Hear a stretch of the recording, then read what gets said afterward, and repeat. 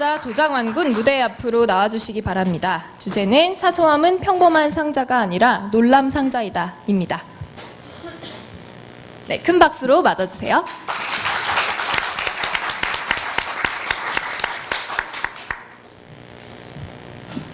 네, 안녕하십니까. 저는 생명과학부 조장환입니다.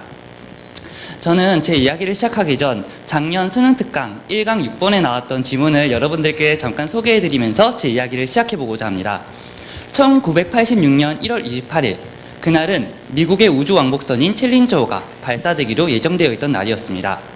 그러나 한 기술자가 이를 막아서며 이야기하였습니다.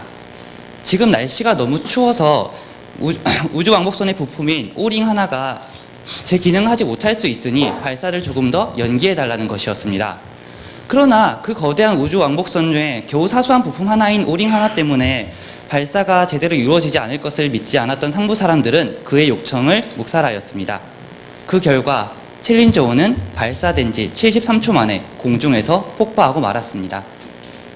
당시 이 글이 말하고 싶었던 주제는 경제적 이익만을 생각한 욕심이 부른 비극이었습니다. 하지만 저는 이 글을 조금 더 다른 관점에서 바라보았습니다. 바로 사소함의 힘이라는 것입니다. 흔히 사람들은 그 일의 원인이 사소하다면 그 결과까지도 사소할 것이라 생각하는 경향이 있습니다. 하지만 챌린저호 안에 담겨져 있던 사람들의 꿈은 헨리 해성의 궤도를 관측하고 싶었던 물리학자의 꿈, 그리고 학생들을 위해서 세상에서 가장 특별한 수업을 진행하고 싶었던 교사의 꿈, 그리고 우주에서 색소폰을 연주해보고 싶었다는 작곡가의 꿈까지 담겨져 있었습니다.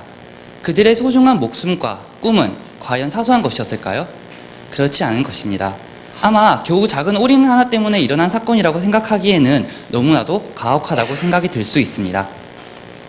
이처럼 사소함이라는 것은 겉으로 보기에는 굉장히 보잘것없고 작아 보이지만 실제로는 다른 사람에게 큰 상처를 남겨줄 수 있을 만큼 엄청난 힘을 가지고 있습니다.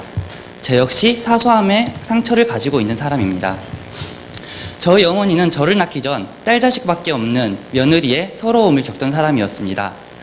그로 인해서 저희 어머니는 첫째를 낳고 너무 많은 고생을 해서 더 이상 애를 낳고 싶지 않았지만 아들 가진 며느리와의 차별 대우에 너무 지치셔서 결국에는 아들을 한 명 더 낳기로 결심하셨고 그 결과 태어난 사람이 바로 저였습니다. 그 이야기를 듣고 난 후 저는 이때까지 제가 존중받고 사랑받는 하나의 개체라고 생각했던 사람이었는데 순식간에 어머니의 그저 서러움을 막기 위한 하나의 수단으로 전락해버린 느낌이었습니다.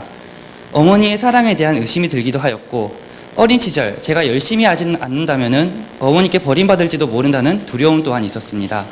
그리고 지금 또 자기 전 한 번쯤 어머니의 그 말씀이 생각날 만큼 서러움으로 남아 있었습니다. 그래서 언젠가 한번 어머니께 왜 저의 어린 시절에 그런 이야기를 해주셨는지를 물어본 적이 있었습니다. 그러자 어머니는 이렇게 대답하셨습니다. 정말 너무 미안하다.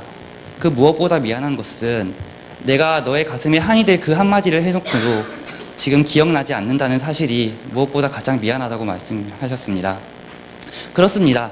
어머니에게는 그저 시간이 지나면서 점점 잊혀질 그 이야기가 저에게는 어린 시절의 두려움으로 지금의 서러움으로 남아 제 가슴속 한 구석에 트라우마로 남아 있었던 것입니다. 이처럼 사소함이라는 것은 사람들은 상대방에게 사소한 행동이나 말을 한 후에 그저 상대방에게 평범한 상자를 건넨 것처럼 생각하는 경향이 있습니다. 하지만 실제로 사소함은 평범한 상자가 아니라 놀람 상자입니다. 내가 상대방에게 준 그 사소함 하나에 들어있던 어떤 것이 갑자기 튀어나와 상대방의 심장을 먹게도 할 수 있기 때문입니다. 오늘 아마 여러분은 사소하게 아침에 일어나서 사소하게 세수를 하고 아침을 먹을까 말까 하는 사소한 고민을 하고 사소한 발걸음으로 이곳까지 왔을 것입니다. 그리고 지금 저의 이 사소한 이야기를 듣고 계실 것입니다. 하지만 여러분이 한순간 한순간 겪는 그 사소함들이 또 다른 누군가에게는 또 다른 의미가 되어줄 수 있다는 사실을 잊지 않아 주셨으면 좋겠습니다.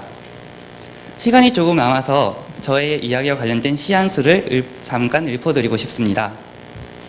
내 그대를 생각함은 그대가 앉아있는 배경에서 해가 뜨고 바람이 부는 것만큼 사소한 일일 것이나 언젠가 그대가 한없이 괴로움에서 헤매일 때 내가 오랫동안 지켜온 그 사소함으로 그대를 불러보리라. 황동규 시인의 산문시 즐거운 편지의 한 부분입니다.